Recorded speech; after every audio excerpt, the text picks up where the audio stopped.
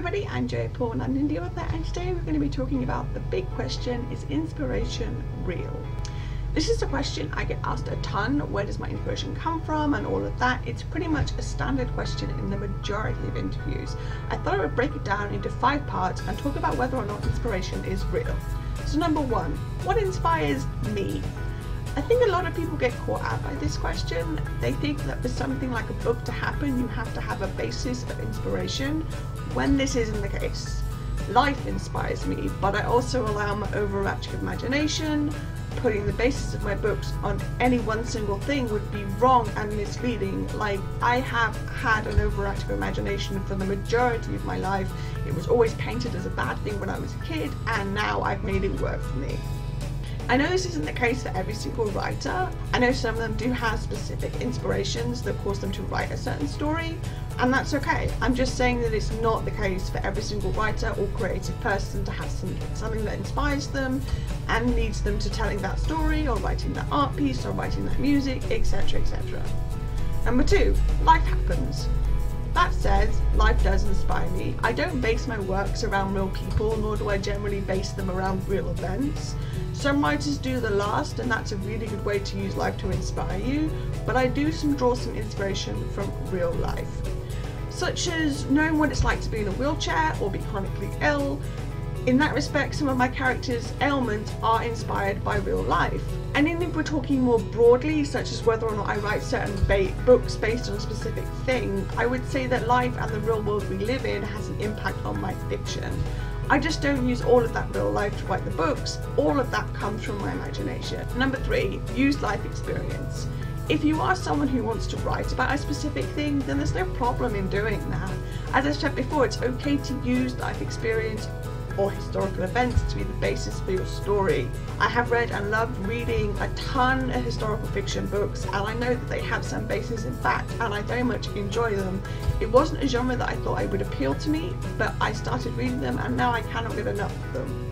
However, there's also a lot of basis in imagination and fiction, as they are basically fiction. Using life experience, even your own or someone else's, isn't a bad thing, and it can make for a very good book. But what you need to do is make sure that you're not using real people as your characters, because that can lead to things down the line that aren't all that good. Number 4, research is a thing. However, if you want to write about something you don't have experience with or know someone who has, that's where research comes in. Research is such an important tool when it comes to writing, but also is when it comes to getting inspired. It's a great tool when used well. There are numerous Facebook groups that have people who are specialised in certain subjects. I'm a member of one where I have contact with people who are specialised in medical stuff, who are specialised in war stuff, who are specialised in battle stuff. I also am part of them as someone who's specialised in disabled stuff and disabled culture and all of that. It's great to have those kind of areas to pick people's brains on, and the one I use the most has an array of professionals in it, both as authors and in their chosen field. When applying it to inspiration, you can see that sometimes it's a matter of finding a certain fact and turning that into the basis for a story. It can also help you a lot in other ways. People will ask about what inspired me to write the Dying Thought series, or Blackout, or Destination Unknown, and while some of that was just plain old imagination, other parts of it were research I did that had an impact on the way the story was told. Like in the Dying Thought series, there was loads and loads of research about police procedures and stuff like that that had an impact in how I told the story. With Destination Unknown, it was moving to this house that gave me the idea of looking that far back.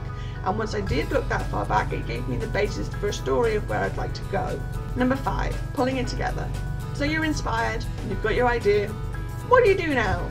A lot of the time when people ask what inspires me, they think it's going to be the key to finally writing their own story.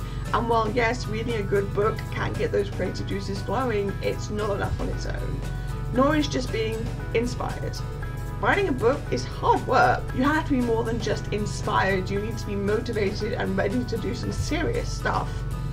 And that's why when asked if I was inspired by this or that, my response is usually that life inspires me. Crossing the hurdle from plain old inspiration and to actually writing the damn thing is one thing a lot of people don't do. But if you are inspired and you have your idea and you have your motivation, you have the imagination to keep it going when there are bad moments, then go for it. And remember, there's no time limit on how long it takes. It takes as long as it takes, and that's okay.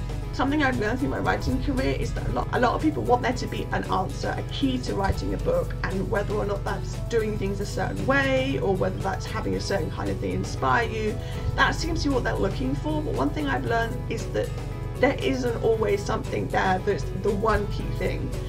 The way to finish a book is to write it, and the way to do that is to put a lot of time, effort and hard work into it, and that's the only way you're going to get it done. It doesn't matter how inspired you are, if you don't have the motivation to sit down and actually write the book, it just isn't going to happen. So that's my advice. If you want to know if inspiration is real, that depends on the writer and it depends on the person, but if you want to write a book, you need to actually write it. So that's all I've got time for today. If you want to get in touch with me, you can do so by leaving a comment down below or subscribing to my channel. I post new videos on Thursdays, or you can find me on Facebook, on Goodreads, on Tumblr, on Twitter. My books are available everywhere in ebook and paperback format, and I also have a newsletter. And don't forget to check out Shenanigans 2018 and Bliss 2018, where I'll be signing books this year, all the links for which are listed below. Thanks for watching. Bye.